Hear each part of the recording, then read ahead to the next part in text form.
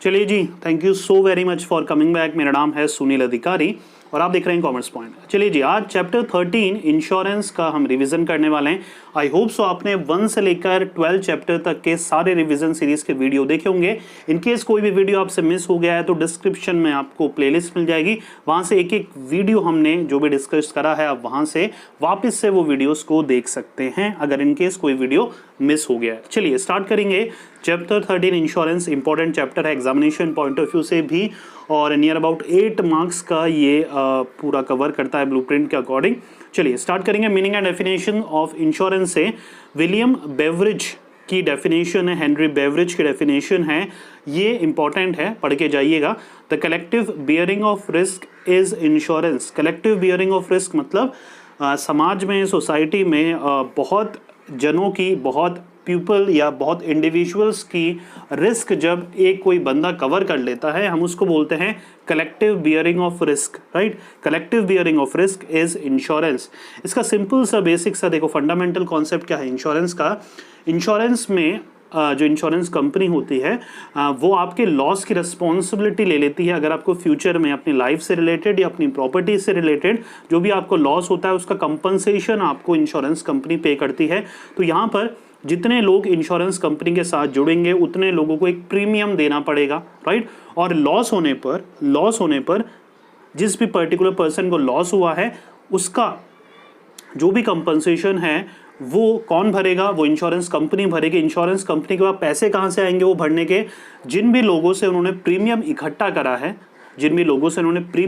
करा है, वो प्रीमियम का पैसा काम आएगा उस एक इंडिविजुअल का लॉस को चुकाने के लिए। क्योंकि यहाँ पर लॉस सबका नहीं होगा। 100 जनों ने अगर इंश्योरेंस कराया है तो उसमें से 1 या 2 जनों का लॉस हो सकता है, और अगर मान के चलिए 100 जनों ने करा है और 1 ही जने का लॉस हुआ है तो 99 जनों का प्रीमियम का पैसा वो 1 जने के लॉस को भुगतान के लिए कंपनी यूज में लेती है।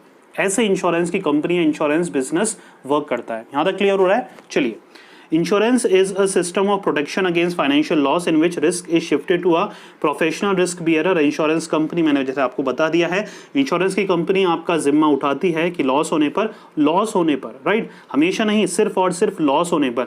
ऐसा भी हो सकता है आपने अपनी प्रॉपर्टी का या अपने मोटर व्हीकल का इंश्योरेंस करा रखा है और पूरे लाइफ टाइम आपके मोटर व्हीकल को, बाइक को, गाड़ी को कुछ भी नहीं हुआ है, तब भी आपको प्रीमियम तो देना ही देना पड़ेगा।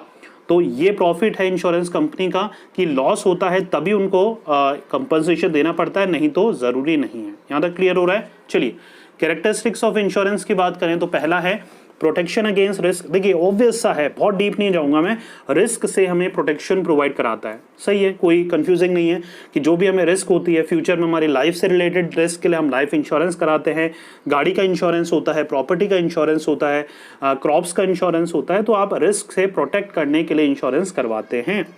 स्प्रेडिंग ऑफ रिस्क स्प्रेड होता है, जैसे मैंने बता चुका हूं, अगर 100 में से 1 जने को कोई लॉस होता है तो 99 जनों का प्रीमियम काम आता है उस 1 जने को रिस्क को फुलफिल करने के लिए, राइट। चलिए, कॉन्ट्रैक्ट है, बिल्कुल एक कॉन्ट्रैक्ट है।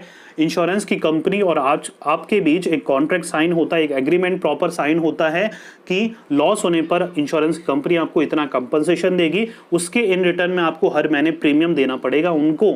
सिंपल सा ये कॉन्ट्रैक्ट है, लीगल रिटर्न कॉन्ट्रैक्ट साइन होता है इंश्योरेंस की कंपनी और आपके बीच।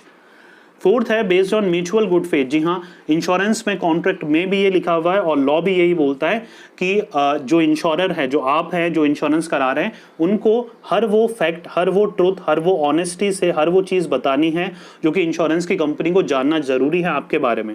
मान के चलिए आप अपना हेल्थ इंश्योरेंस करा रहे हैं तो आपको कोई भी अगर बड़ी बीमारी है तो आपको डिस्क्लोज करनी है, बतानी है इंश्योरेंस की कंपनी को, तभी आप सही रूप से उसके प्रीमियम या उसके कंपनसेशन के हकदार बनेंगे। यस, चलिए, insurance is not a gambling. जी हाँ, ये इंपॉर्टेंट है, ये 1 मार्क्स में भी आ सकता है। Why insurance is not a gambling. देखिए, गैम्बलिंग क्या होता है? गैम्बलिंग होता है सट्टेबाजी, जहां पर आप पैसा लगाते हैं और आपके जीतने के और नहीं जीतने के इक्वल चांसेस रहते हैं। इंश्योरेंस बैटिंग तरह नहीं है। क्यों नहीं है? देखिए रीजन, देखिए, it is a valid contract. पहली बात तो insurance is a valid contract है, गैम्बलिंग एक इलीगल कॉन्ट्रैक्ट है, राइट, मतलब इलीगल एग्रीमेंट है, कॉन्ट्रैक्ट तो बन ही नहीं पाता, राइट, क्योंकि कॉन्ट्रैक्ट बनने के लिए एक एग्रीमेंट और उनका एनफोर्सेबल होना जरूरी है। तो ये हमारा गैम्बलिंग क्या है, इलीगल है, which gives gain to one party and loss to other, जिसमें एक पार्टी जीतती है दूसरी पार्टी हारती है। दूसरा डिफरेंस है an insurance, insurable interest present but not in gambling. बिल्कुल ठीक है, इंश्योरेबल इंटरेस्ट प्रेजेंट है। देखिए इंश्योरेबल इंटरेस्ट मतलब वही होता है कि यहाँ पर जो अनफोर्सीन सर्कमस्टांसेस हैं, राइट, वो हमारे अनप्रिडिक्टेबल रहते हैं इंश्योरेंस में। इंश्योरेंस की कंपनी आपका इंश्योरेंस उसी सिचुएशन में करती है जब वो चीज़ें अनप्रिडिक्टेबल हो, और यहाँ पर जब चीज़ें होती है तब आपको कंपनसेशन मिलता है। इंश्योरेंस वगैरह में जो कि इलीगल गैम्बलिंग वगैरह जो कि इलीगल है, वहाँ पर क्या होता है, एक पार्टी का लॉस होना है, एक पार्टी का प्रॉफिट होना है, और ये इलीगल भी माना गया है इंडियन कॉन्ट्रैक्ट एक्ट 1872 द्वारा, राइट।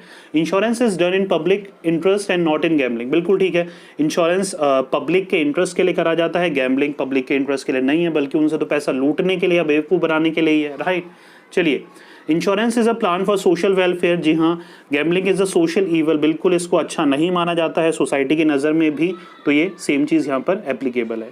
पूरा बच्चों क्लियर। चलिए, insurance is different from assurance. बिल्कुल, एश्योरेंस मतलब होता है गारंटी, जब हम किसी भी चीज़ के बारे में 100% श्योर होते हैं कि वो चीज़ होनी ही होनी है, हम उसको बोलते हैं एश्योरेंस। और इंश्योरेंस क्या होता है, होगा या नहीं होगा, अनप्रिडिक्टेबल है, राइट। इंश्योरेंस क्या है कि इंश्योरेंस की कंपनी आपको इंश्योरेंस तो करती है, लेकिन वहाँ पर आप सर्टेनिटी नहीं रहती है कि आपका गाड़ी का, प्रॉपर्टी का कोई लॉस होगा ही होगा।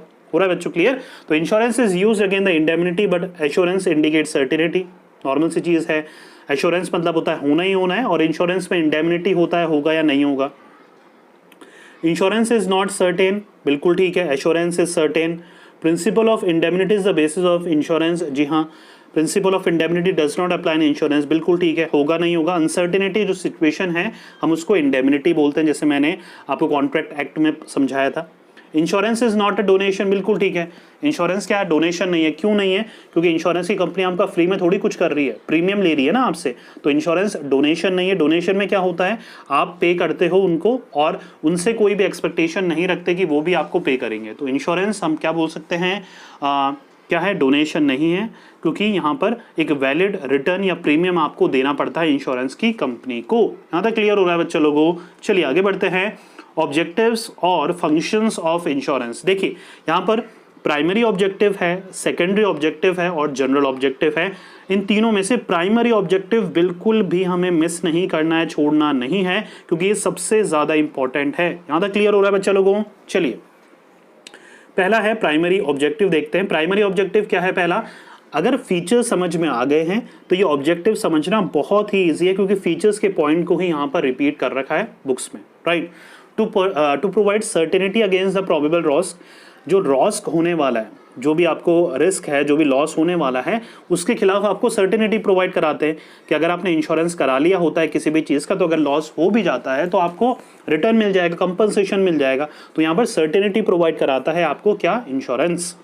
To provide security. बिल्कुल ठीक है, सिक्योरिटी प्रोवाइड कराता है आपको, अगर इन केस कुछ हो भी जाता है तो इंश्योरेंस की कंपनी है आपका ध्यान रखने के लिए, आपको रिटर्न देने के लिए, राइट। टू स्प्रेड और डिवाइड रिस्क। जी हाँ, मैं बता चुका हूँ, ये डिवाइड करती है रिस्क को, बहुत सारे इंडिविजुअल्स में डिस्ट्रीब्यूट होती है एक जने के रिस्क। अगर 100 जनों ने करा रखा और एक जने को लॉस हुआ है तो 99 जनों का प्रीमियम एक जने के लॉस को पूरा करने के लिए या भुगतान करने के लिए यूज में लिया जाता है। Evaluate risk. जी हाँ, रिस्क को इवेल्युएट करा जाता है।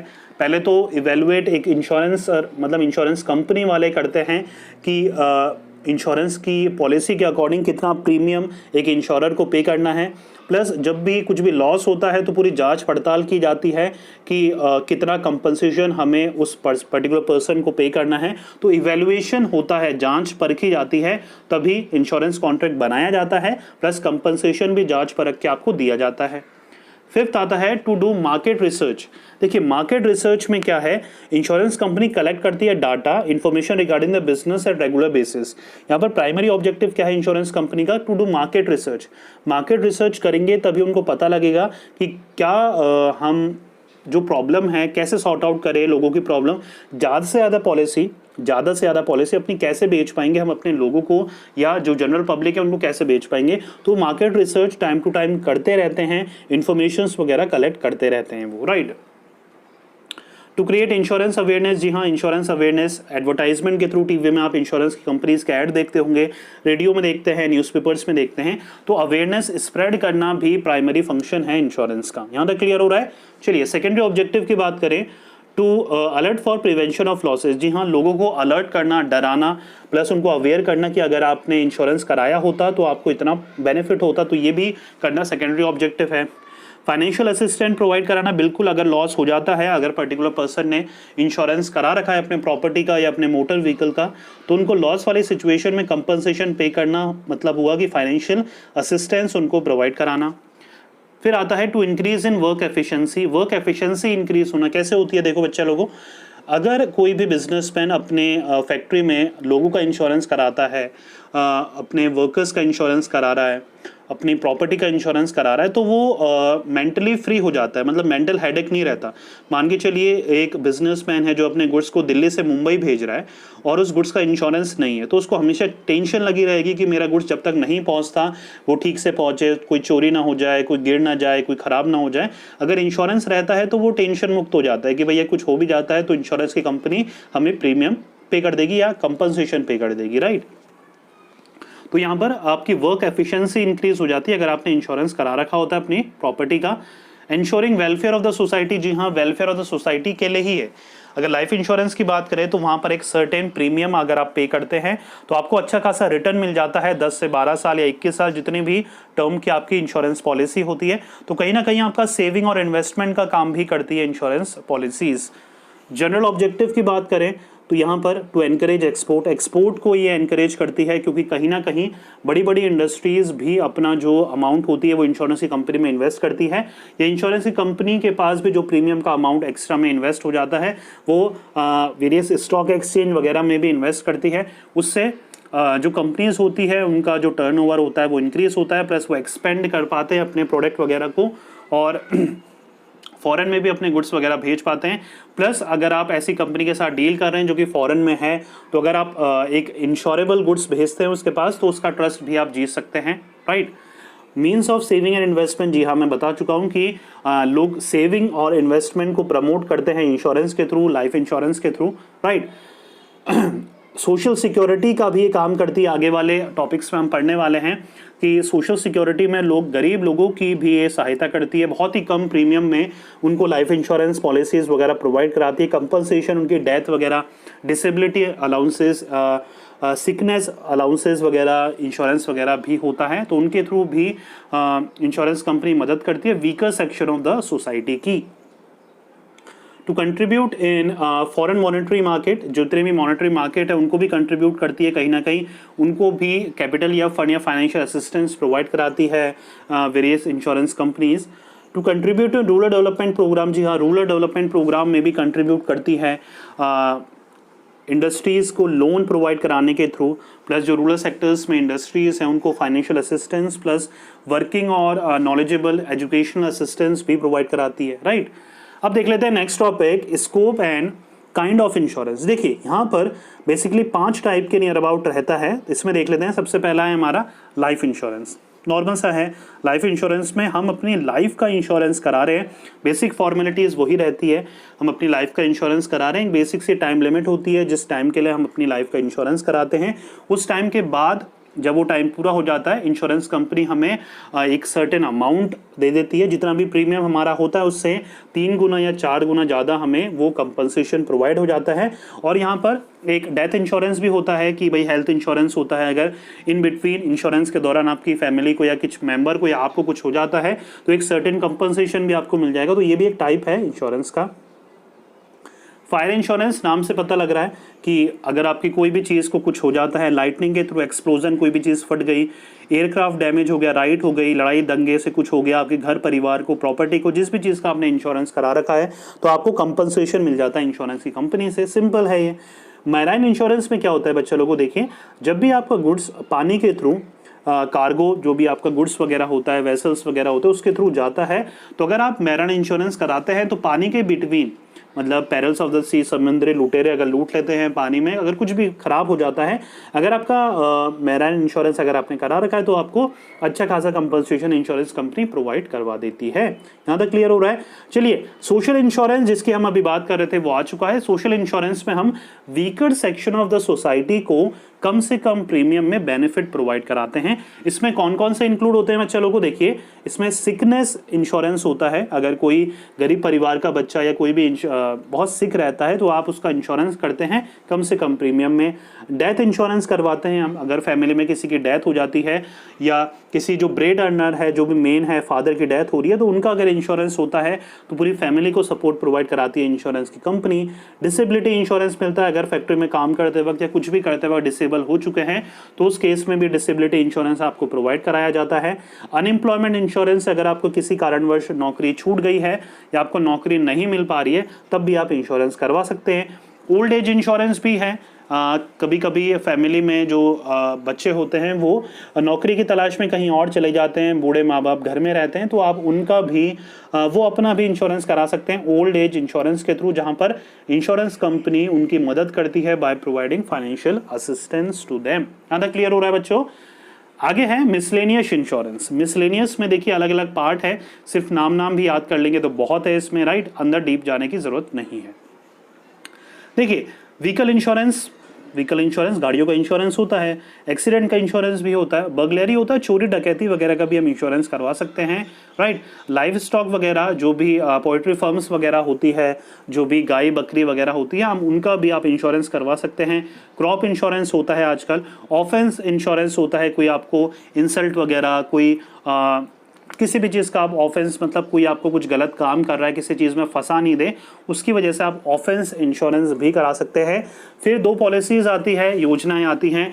प्रधानमंत्री सुरक्षा बीमा योजना, नाम से पता लग रहा है प्रधानमंत्री द्वारा ये स्थापित की गई योजनाएं हैं जहां पर सुरक्षा प्रोवाइड कराई जाती है गरीब किसानों को, गरीब लोगों को। प्रधानमंत्री जीवन ज्योति बीमा योजना, अगेन ये भी इंश्योरेंस पॉलिसी है। इनकी फुल फॉर्म अच्छा याद रखिएगा, PSBY, PMJJBY, तो इनके फुल फॉर्म भी आपसे आस्क किया क्वेश्चंस में या क्वेश्चन के थ्रू एग्जामिनेशन में आ सकती है। यहाँ तक क्लियर हो रहा है बच्चों।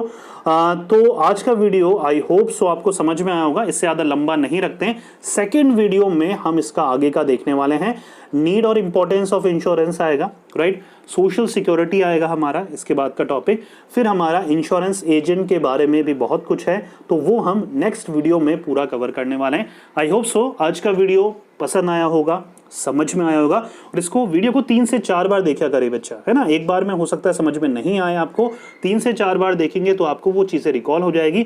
और सब ऑडियो वर्जन में है, आप ईयरफोन लगा के इसको देख सकते हैं, सुन सकते हैं, और जितनी बार इसको रिपीट मोड में सुनते जाएंगे उतने ज़्यादा कॉन्सेप्ट आपके क्लियर होते रहेंगे, राइट। नेक्स्ट वीडियो में नीड और इंपॉर्टेंस ऑफ इंश्योरेंस से हम स्टार्टिंग करेंगे, तो वो वीडियो आपको कल मिल जाएगा, राइट, तो देखना मत भूलिएगा। चलिए, thank you so very much for